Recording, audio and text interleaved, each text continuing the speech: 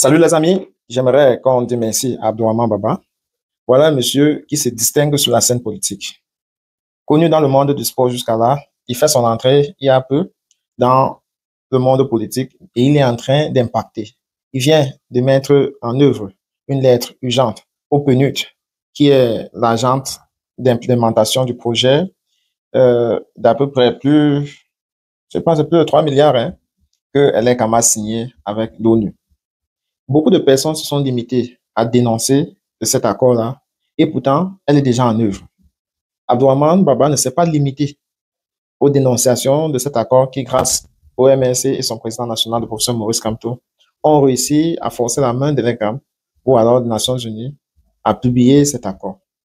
À la suite donc de la publication forcée, Abdourahmane Baba reprend la main ayant pris note du contenu de la lettre ou alors du contrat, décide donc de interpeller les responsables du PNUD en leur disant que l'objectif est pour toujours un environnement serein pour les échéances électorales de 2025 et après, parce que le contrat court jusqu'en 2027. Il leur rappelle qu'il est toujours urgent de mettre sur pied une commission de consultation inclusive, y compris les partis politiques. Parce que l'approche de l'ECAM jusqu'à maintenant n'est pas inclusive. Et la preuve, il cite un certain alinéa 3 de la loi électorale relatif à la publication de la liste nationale qui n'a pas toujours été publiée, qui peut, ou alors qui pourrait être sujet de discorde et donc qui va s'aimer le trouble sur cet objectif de sérénité que recherche l'ONU à travers son organe, le PNUD. D'autres interventions qu'Abdourahmane Baba a fait que nous trouvons assez géniales, c'est dans la suite de cette vidéo. Contribuerait à renforcer contre toute attente du pouvoir la légitimité de l'opposant Maurice Kamto auprès de la population, comme ce fut le cas avec l'ancien opposant Ousmane Sonko et son parti, le PASTEF. Nous l'avons vécu ici au Sénégal en des moments extrêmement difficiles où l'opposant principal à l'époque, aujourd'hui Premier ministre Ousmane Sonko, a eu même à être, si vous voulez, barricadé chez lui au regard de l'appréciation des autorités qui ont estimé qu'effectivement, s'il sortait, il y aurait effectivement des troubles graves à l'ordre public. À quelques mois de l'élection présidentielle, la situation politique reste crispée, avec les critiques sur le système électoral qui, du point de vue des observateurs, tend à favoriser le parti au pouvoir. Il vient de séjourner au Cameroun. Un séjour qui lui aura permis d'échanger avec l'EIFORCE, le CED ainsi que le MINDEF. Le compte rendu de ces différentes rencontres avec Rodi Gungassi et Gizogo.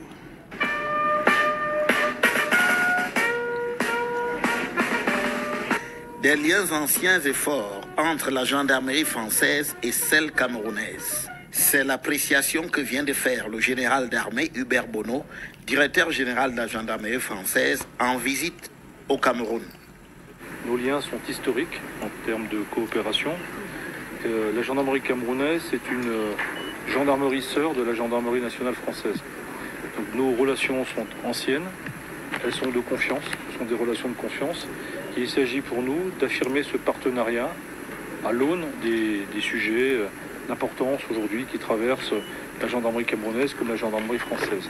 Son séjour a démarré par une visite à l'école internationale des forces de sécurité, EFORCE à Hawaï. Puis le général Bonneau s'est rendu successivement à l'escadron mobile pour un échange avec le groupement polyvalent d'intervention de la gendarmerie et au camp EYAP, notamment au CECIG et au centre de perfectionnement à la police judiciaire. Je suis là pour affirmer ce partenariat, affirmer notre confiance réciproque aujourd'hui et faire en sorte que ce partenariat soit non seulement renforcé, mais durable dans l'avenir.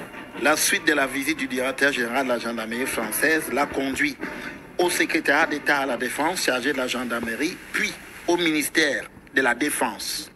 Je suis vraiment en phase avec mes camarades de la gendarmerie camerounaise sur les actions qui sont développées et sur vraiment la force de cette gendarmerie camerounaise qui est vraiment, je le redis, très proche de la gendarmerie française.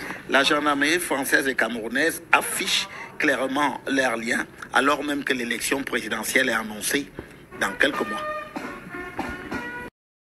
Camerounais doivent choisir leur président. On voit comme ça là, la liste des gens, on dit non, c'est celui-là. On se met d'accord, on le prend, on le met là. Il sait que vraiment, s'il est là, c'est le peuple. Vous comprenez? Ce n'est pas parce que vous avez vu l'ambassadeur de France. Et ça, je déplore. Tous nos leaders politiques, la plupart, pensent qu'il faut être bien vu par Paris, par Bruxelles, par Washington. Parce que les Américains... Moi, j'étais invité par... des autorités au niveau de l'Union européenne.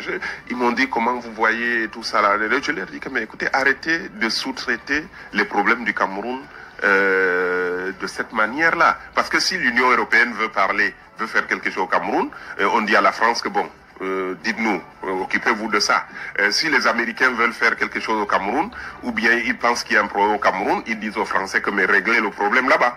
Donc ça veut dire qu'on est pas sous tutelle, mais sous tutorat. Vous comprenez? Et les gens nous voient comme ça. Et il faut arrêter ça. Il faut amener quelqu'un qui arrive là et qui dit que, écoutez, les Français, vous nous prenez ça, c'est pas normal quand même. Dis donc, nous, remettez-nous un peu ça. On peut encore vous donner ça parce que ici, on peut compter sur vous. Le franc CFA, c'est la même chose. Vous regardez, c'est pas quelque chose il n'y a pas que du mauvais dans le franc CFA.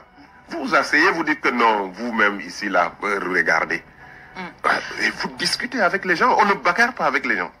Dans cet élan de multilatéralisme, il faut parler, discuter et raisonner les gens, dire à la France que vous ne pouvez pas nous prendre tout ça sur une si longue période pour rien.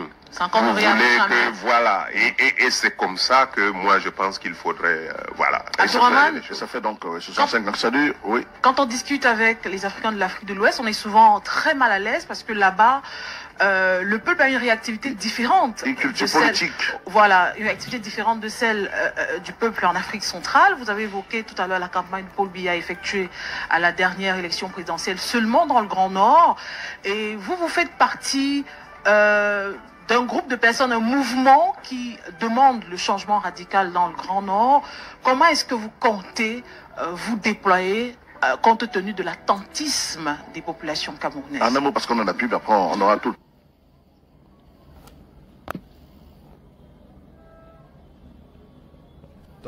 Bon, écoutez, moi j'ai souscrit à cet appel du 13 mars parce qu'en tant que fils du Grand Nord, parce que ça, on s'adressait aux enfants du Grand Nord, le Grand Nord qui est accusé par le reste des Camerounais pour dire que mais écoutez, c'est vous qui tenez le système Biya en place, c'est vous qui maintenez.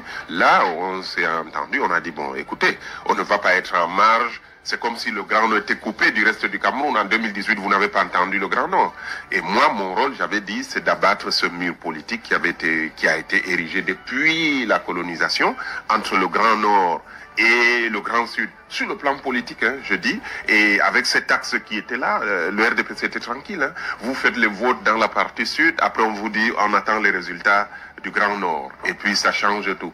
Et quelqu'un a sorti les statistiques en disant que dans le score de 71% du président Biya, presque 48% vient du Nord, du Grand Nord. Donc vous comprenez? Nous on a mis fin à ça. On n'est même pas en train de mettre fin, on a mis fin à ça. Le RDPC ne pourra plus jamais, en tout cas le RDPC tel qu'il est, ne pourra plus jamais gagner une élection dans le Grand Nord. Allez, ça s'annonce chaud dans la troisième partie de l'émission. Merci de rester avec pour les représenter au sein du Conseil régional du littoral. Et maintenant, il y a aussi effacer les partis politiques. Aux articles 20, 57, et ainsi de suite. Nulle part la Constitution. Donc, quand on dit que tout mandat impératif est nul, on n'a plus besoin de le redire à chaque fois. À chaque fois, oui.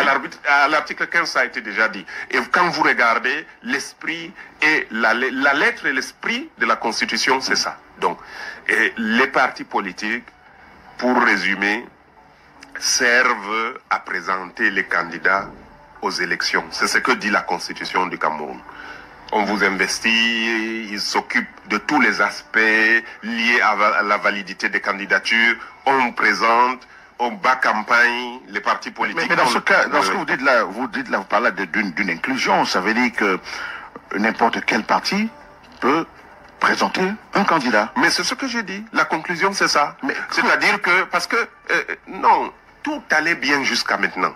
Jusqu'à ce qu'une loi de 2012, il faut vous rappeler que la Constitution date du 18 janvier 1996. En 2012, quelqu'un a eu l'idée de glisser dans la loi électorale, le code électoral, c'est une loi.